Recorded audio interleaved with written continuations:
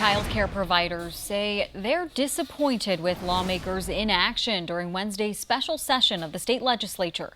The special session is still technically open, and that means lawmakers could still consider the governor's session proposals, which include a plan to give money to the state child care industry.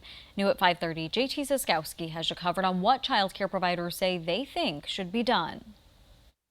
You're going to see a lot of closures and a lot of loss in our workforce.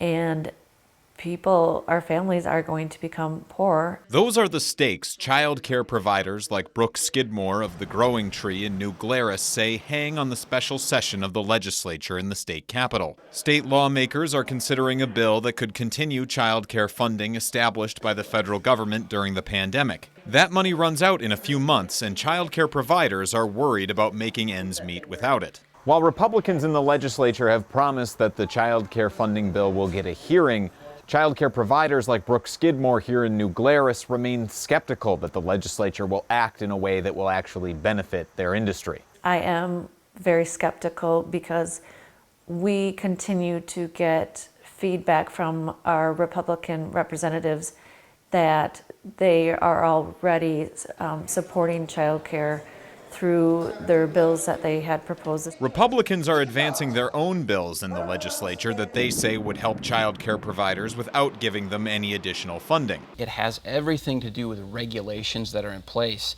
that make it extremely prohibitive for families who need to put their kids in child care to be able to afford it. So that's going to be our attack, is we're going to go after regulations. But Skidmore says the bills will do more harm than good. They're basically junk bills that will not help child care whatsoever. She argues fewer regulatory safeguards will overwhelm child care providers who are already stretched thin. And with the last federal child care subsidy set to expire in January, providers are warning of the consequences of inaction. In New Glarus, JT Siskowski, 27 News.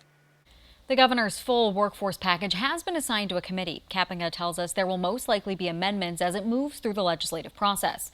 Democrats have also proposed a standalone child care counts bill in addition to the governor's bills.